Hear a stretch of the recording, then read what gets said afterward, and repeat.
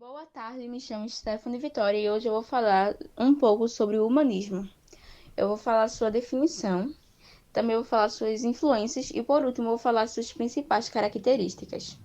O humanismo foi um movimento intelectual iniciado na Itália no século XV, com o Renascimento e difundido pela Europa, corrompendo com a forte influência da Igreja e do pensamento religioso da Idade Média. O teocentrismo, Deus como centro de tudo, cede lugar ao antropocentrismo, passando o homem a ser o centro de interesse. Ou seja, o humanismo significa valorizar o ser humano e a condição humana acima de tudo e está relacionado com generosidade, compaixão e preocupação em valorizar os atributos e realizações humanas. Agora eu vou falar sobre as suas influências. O humanismo teve como grande influência fatores sociais e econômicos. Com a formação de uma nova classe social, a burguesia, os comerciantes começaram a competir com os nobres e ganharam importância na sociedade. Além disso, com a expulsão dos camponeses pelos senhores feudais, houve um período de muita fome e de doenças, como a peste negra, que matou um terço da população da Europa. Essa época também foi marcada por um período político chamado absolutismo, quando o poder, anteriormente descentralizado nas mãos dos senhores feudais, passou para as mãos dos reis. Outra influência bastante importante foi a queda da hegemonia da Igreja, a qual passou a ser criticada inclusive por seus seguidores, fato que colaborou para uma visão antropocêntrica em oposição ao teocentrismo, ou seja, o pensamento religioso que até então possuía uma visão teocêntrica, deu lugar a uma visão antropocêntrica, onde o homem estaria no centro das realizações do universo. Agora eu vou falar um pouco sobre as suas principais características. Eu vou iniciar com antropocentrismo, que significa um conceito filosófico que ressalta a importância do homem como um ser agente dotado de inteligência e de capacidade crítica, ou seja, o contrário de teocentrismo. Esse conceito permitiu descentralizar o conhecimento que antes era propriedade da Igreja. Racionalismo é uma corrente filosófica associada à razão humana, que foca na produção de conhecimento sobre o ser humano e o mundo, constatando o espiritualismo. Cienticismo, associado ao racismo, esse conceito coloca a ciência em um lugar de destaque através do método científico, tenta entender os fenômenos naturais. Antiguidade clássica. Os artistas humanistas foram inspirados pelos estudos realizados anteriormente por pensadores clássicos gregos e romanos, sobretudo pela literatura e metodologia grego-romana. Valorização do homem. Inspirado nos modelos clássicos grego-romanos, houve a vaporização do corpo humano e das emoções do homem. Assim, as artes humanistas focavam nos detalhes que revelavam-se as expressões de desejos. Idade ideal de beleza e perfeição. É aliado ao conceito de valorização dos modelos clássicos, buscou-se atingir a perfeição das formas humanas por meio das proporções equilibradas e da beleza perfeita. E foi isso. Obrigada pela atenção. Sou a aluna Milena Cavalcante e fiquei com a parte de autores e obras do humanismo. Miguel de Cervantes com as obras Dom Quixote de La Mancha, Novelas Exemplares, Viagem de Parnaso, 8 comédias e 8 entremeses novos nunca antes representados. William Shakespeare com as obras Romeu e Julieta, Hamlet, Rei Lear, Sonho de uma Noite de Verão, Otelo, Macbeth, Noite de Reis, A Tempestade, Megera Domada, Henrique V, A Comédia dos Erros, Soneto. François Rabelais com as obras Thiers Livre, Quarte Livre, Gargantua e Pantagruel. Luís de Camões com as obras Os Lusíadas, Rimas, Alto de Filodemo, Erasmo de Roterdã, O Elogio da Loucura, de Libério Arbítrio, As Navegações dos Antigos, Preparação para a Morte. Dante Alighieri com as obras A Divina Comédia, Vita Nova sobre a língua vulgar, Canzoniere de Monarchia. Francesco Petrarca com as obras Canzoniere, Trionfe, Meu Livro Secreto, de Vita Solitária. Giovanni Boccaccio com as obras Decameron, Amorosa Visione, Commedia delle Ninfe Fiorentine, de Claris Mulieribus, Rime, Eseida delle Nozze de Emília. Eu vou falar agora sobre os textos teatrais. A origem do teatro aconteceu na Grécia no século IV a.C., em decorrência dos festivais anuais em celebração a Dionísio, o deus do vinho e da alegria. A palavra teatro significa uma determinada arte, bem como o local físico em que tal arte se apresenta. E o texto teatral ou texto dramático são aqueles produzidos para serem encenados e podem ser escritos em poesia ou prosa. O texto teatral apresenta enredo, personagens, tempo, espaço e pode também estar dividido em atos, que representam os diversos momentos da ação, por exemplo, a mudança de cenário ou de personagens. Já na estrutura, os textos teatrais são constituídos por dois tipos de textos.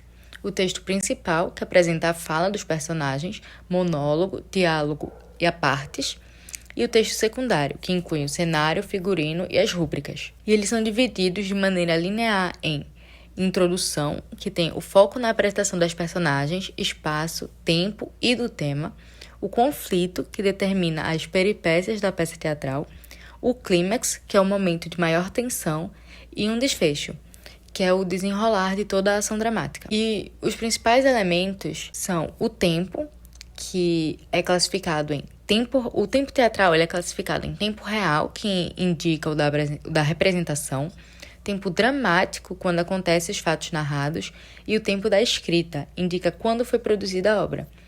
O espaço, chamado de espaço cênico, determina o local em que será apresentado a história.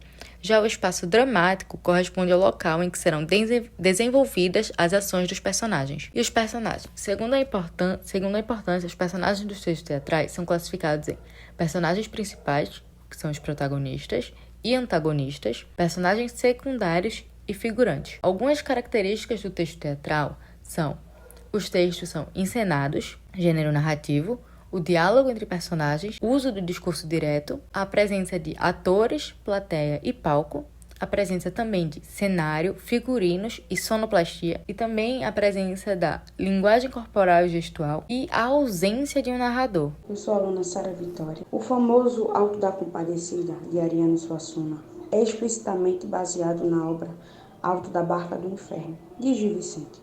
Analisando as duas obras, temos, por exemplo, de intertextualidade clara, a crítica a certos grupos sociais, a moralidade que está presente nas obras.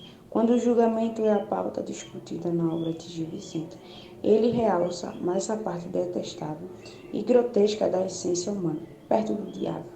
Mas já na obra de Ariano Suassuna, sendo o julgamento a questão, temos o destaque, o caráter humano que mostra a compaixão e o amor. Visto também, temos a religião ressaltada, em ambas as obras sendo um assunto importante para a discussão a alma da vida após a morte. Outro ponto importante é que a obra de Gil Vicente foi baseada em curtos romances, histórias populares do Nordeste e mostra a religião, ou seja, os cordéis. E nas obras de Ariano Suassuna temos um trecho de Gil Grilo, que podemos ver traços nordestinos e de religião que são baseadas nas características estruturais e rítmicas do cordel, como na fala que destaca: valha-me Nossa Senhora, Mãe de Deus de Nazaré, a vaca mansa dá leite, a braba dá quando quer. A mansa dá sossegada, a braba levanta o pé. Já fui barco, fui navio, mas hoje sou escalé. Já fui menino, fui homem, só me falta ser mulher.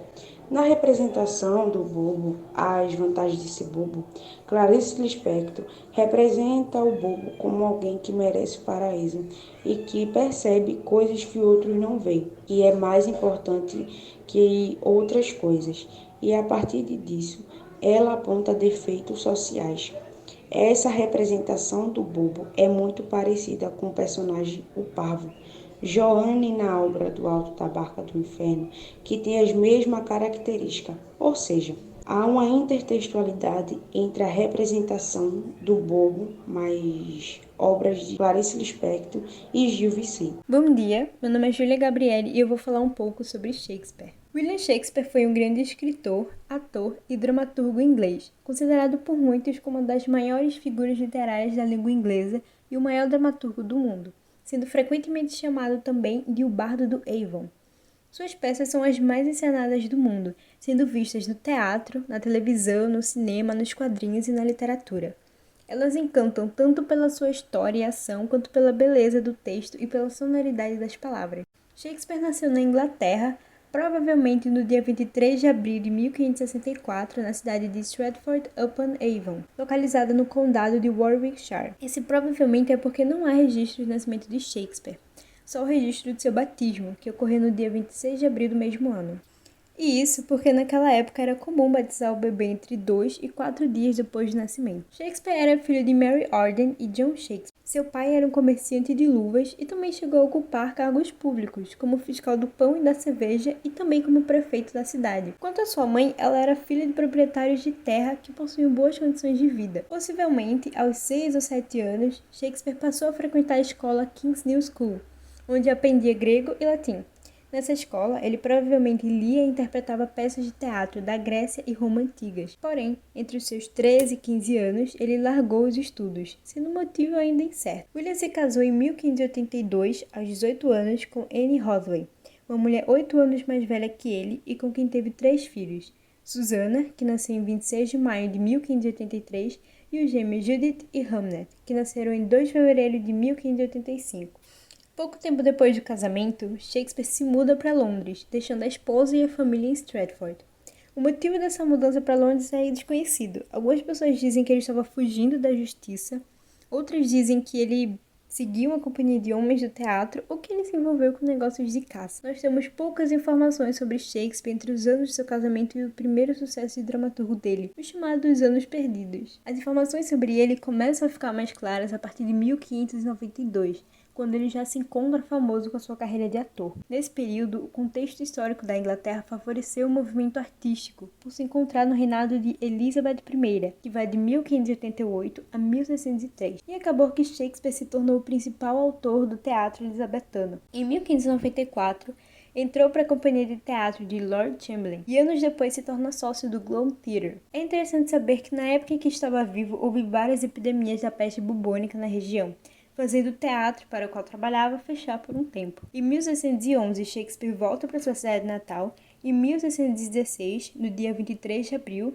no dia de seu aniversário, aos 52 anos, morre. E hoje, a cidade onde Shakespeare morou vive do turismo em volta das suas propriedades. Essa imagem do lado esquerdo é a casa onde Shakespeare morou, na cidade de Stratford. Na imagem do lado direito, há um conjunto de fotos mostrando Shakespeare's Globe Theatre, que é uma reprodução fiel do Globe Theatre finalizada em 1997, onde foi palco de obras renomadas de Shakespeare, como Hamlet, Rei Lear, Otelo. E essas imagens, elas mostram por fora, como o teatro é por fora e por dentro. E lembrando que ele fica localizado em Londres. Shakespeare nos deixou 38 peças, 154 sonetos, 2 longos poemas e mais alguns versos separados. As obras dele podem ser separadas em tragédia, comédia e peças históricas, sendo na tragédia algumas obras como Romeu e Julieta, de 1592, Júlio César, que foi escrita provavelmente em 1599, Otelo, de 1604 e Macbeth, de 1606.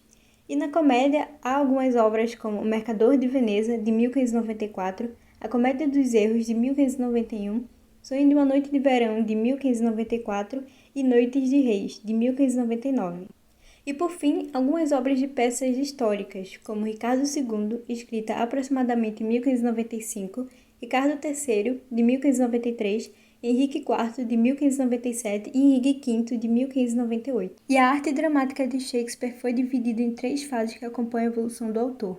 A fase 1, que vai de 1590 a 1602, é caracterizada pelas obras de comédia e tragédia. A fase 2, que vai de 1603 a 1610, temos tragédias grandiosas e comédias amargas. E por último, há a fase 3, de 1610 a 1616, que é caracterizada por peças menos trágicas, com um desfecho mais moderado. E aqui do lado há uma pintura feita por volta de 1849 por John Gilbert, o pintor e ilustrador de Londres. E nessa pintura há algumas cenas e personagens de diferentes peças de Shakespeare. E aqui foram selecionadas algumas frases famosas das suas obras, como lutar pelo amor é bom, mas alcançá-lo sem luta é melhor ainda, tirada da obra Noites de Reis. O inferno está vazio e todos os demônios estão aqui, de A Tempestade. E por fim, aceita o conselho dos outros, mas nunca desistas da tua própria opinião, de Hamlet. O gênero dramático, como já foi explicado por Maria Júlia, é um gênero literário que se baseia na ação e no diálogo, com foco na encenação e dramatização. O gênero dramático é dividido em atos e cenas, possui textos em formas de diálogo e também é caracterizado pelo uso das rúbricas. As rúbricas ou didascálias são indicações cênicas que o autor dá aos atores para interpretarem o texto dramático. As rúbricas, além de descrever aos atores os gestos, as intenções e as expressões que devem aplicar em cena, elas também servem para descrever um ambiente, indicar se é dia ou noite, o local em que a cena transcorre e o tempo em que ocorre. Agora eu vou mostrar como essas características que eu acabei de citar aparecem no texto teatral. Aqui do lado há 2 trechos tirados do livro de Hamlet, que mostram como as rúbricas aparecem na obra. Elas são essas frases que se encontram no início e também entre parênteses. Então, quando o ator recebe essas indicações cênicas, ele deve agir de acordo com o que o texto pede. Nessas 2 imagens, há todas as 3 características que foram citadas do gênero dramático. Por exemplo, nessa primeira imagem, que é a cena 3 do ato 3 do livro, diz: aposento no palácio. Entra o rei Robert Krantz e Guildenstern. Tudo isso é uma indicação cênica, é uma rúbrica. Quer dizer que esse é o momento em que os atores entram e quais atores entram, além de indicar qual o local onde eles aparecem, que no caso é o aposento no palácio. Na imagem de baixo, conseguimos ver o texto em forma de diálogo, onde Polônio e Hamlet estão conversando e também as rúbricas em que estão presentes nas frases, entre parênteses, que são: atrás da tapeçaria. Aqui a rúbrica está indicando o local onde ouve-se os barulhos. Puxando o florete, indica o movimento que o autor que interpreta Hamlet deve fazer. Dá um lance com o florete através da tapeçaria, indicação de Hamlet ao ouvir o barulho. Esse atrás é novamente o local onde Polônio se encontra. E por fim, cai e morre, que indica a ação que Polônio deve fazer, que é cair, e em que estado ele deve se encontrar, que no caso deveria agir como se estivesse morto. E nesse slide eu vou mostrar como os diálogos entre personagens e como as rúbricas se aplicam à peça teatral. Como exemplo, foi selecionado um vídeo de uma cena da peça de Hamlet, onde o protagonista é interpretado por Wagner Moura. É uma peça de estreia que teve em São Paulo em 2008, e a cena que será mostrada é a mesma cena do trecho dessa imagem do lado esquerdo.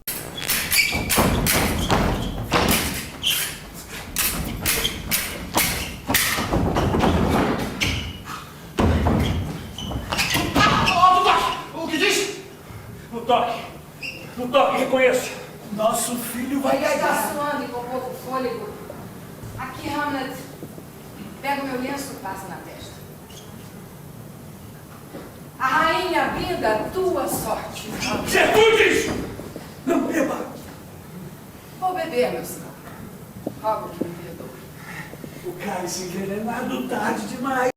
Olá, eu sou a aluna de Jennifer Buarque e eu vou falar um pouco sobre a obra que nós ficamos, que é Hamlet. Alguns personagens dessa obra são Hamlet, o príncipe da Dinamarca, rei Cláudio, atual rei da Dinamarca e tio de Hamlet, rainha Gertrudes, rainha da Dinamarca e mãe de Hamlet, o fantasma, que é o espírito do antigo rei Hamlet, Horácio, Bernardo e Marcelo, que são os sentinelas que veem o fantasma pela primeira vez, Polônio, que era o conselheiro-chefe do rei, Laertes, que é filho de Polônio, Ofélia, também filha de Polônio e interesse amoroso de Hamlet. Temos também Rosencrantz e Guildenstern, que são velhos amigos de Hamlet. E temos Fortinbras, que é o príncipe herdeiro da Noruega, e o coveiro. Nossa obra é a tragédia de Hamlet, o príncipe da Dinamarca, mais conhecido apenas como Hamlet, de William Shakespeare. Essa peça foi escrita entre 1599 e 1601.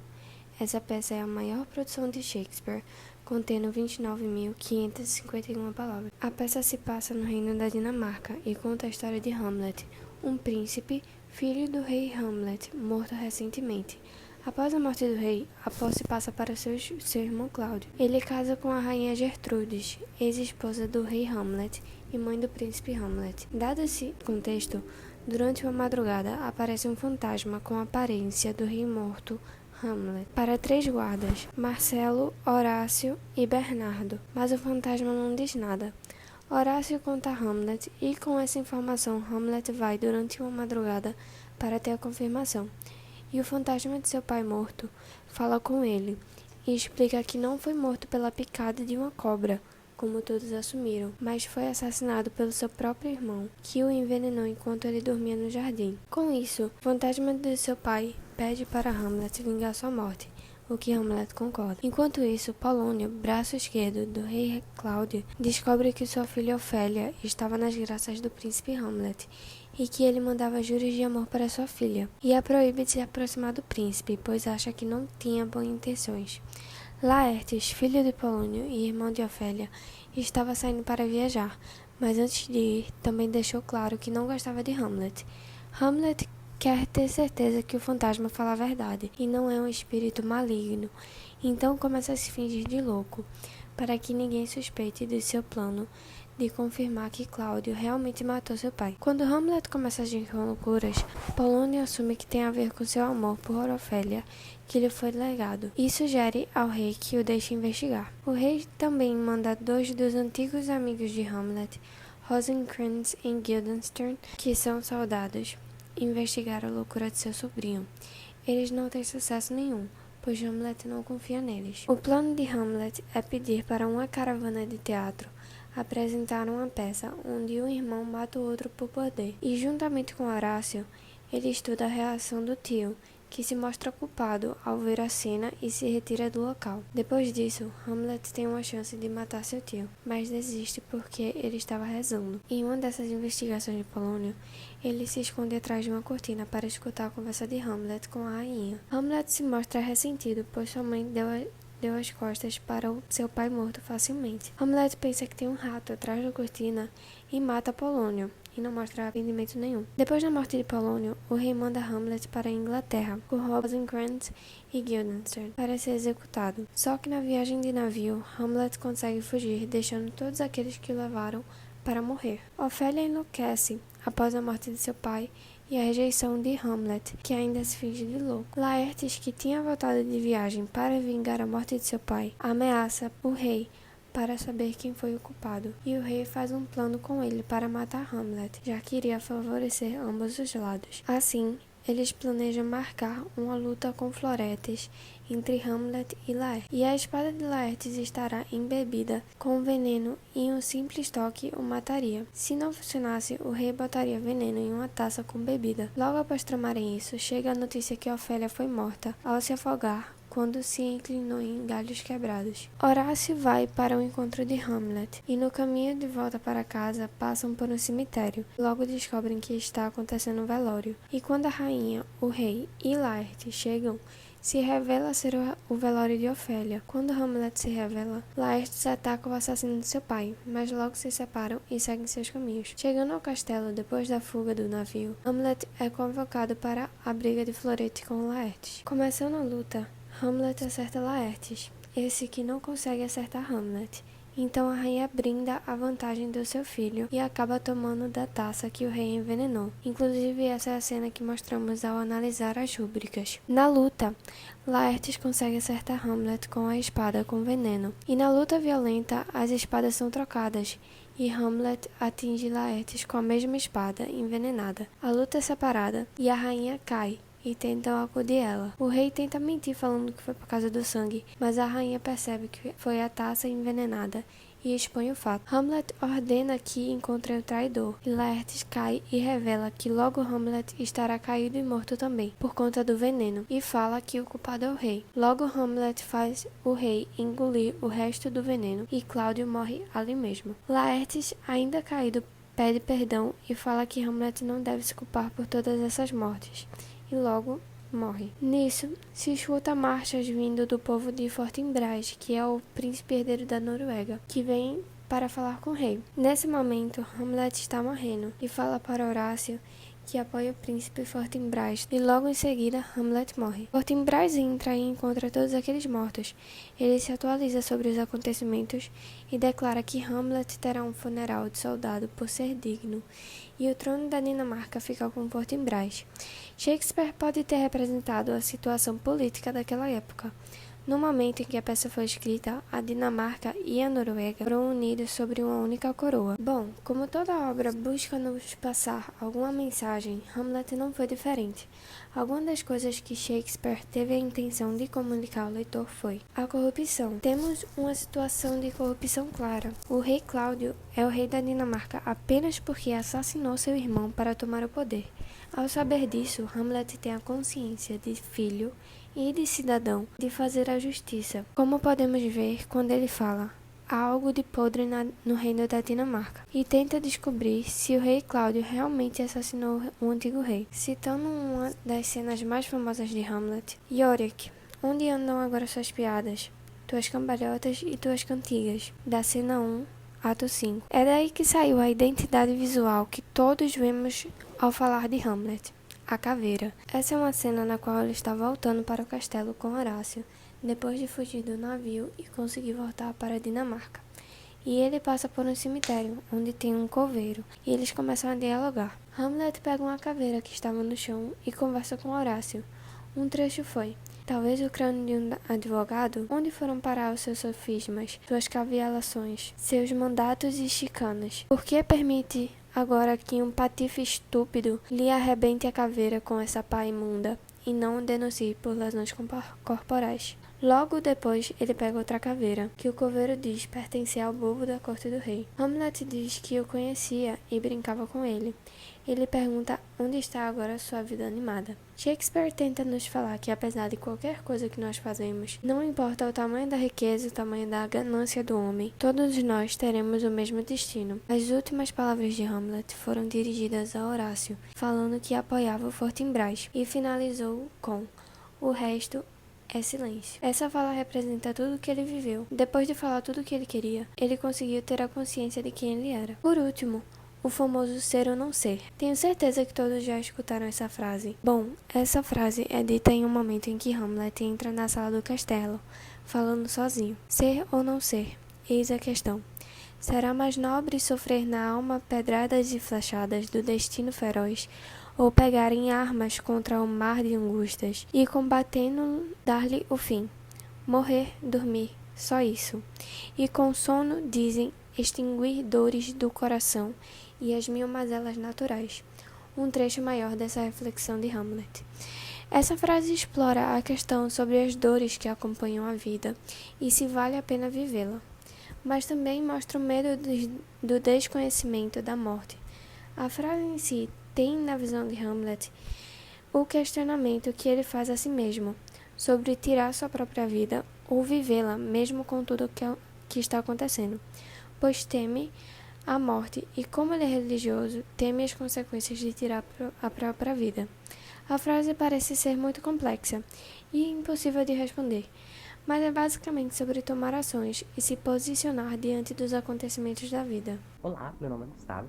Irei falar sobre o item 2.4. Eu pretendo explicar um pouco para vocês sobre o que é intertexto. Nada mais nada menos que o diálogo entre textos, vindo do cruzamento entre textos e outro texto. Para compor um texto, tendo como base, normalmente, é utilizado de forma em paródia, paráfrase, podendo ser consciente ou inconsciente, logo até se comporta como um plágio. Agora, eu pretendo falar um pouco para vocês sobre quais obras usaram como base para Shakespeare montar ou escrever Hamlet. Hamlet é uma peça de Shakespeare. Não foi uma grande novidade no teatro elizabetano. Como diz Lawrence, a narrativa de Shakespeare nada é do que um tipo de plurissignificação da linguagem literária, pois ela já faz referência a outras obras como O Hamlet e os livros 3 e 4 de Gesta do Norte e as lendas saxogramáticos, que foi traduzida por Francois de Flores, um tradutor de lendas que pode ter influenciado Hamlet, pois ele foi quem traduziu a peça Hamlet. Não a peça, mas a lenda urbana. Agora irei falar sobre a influência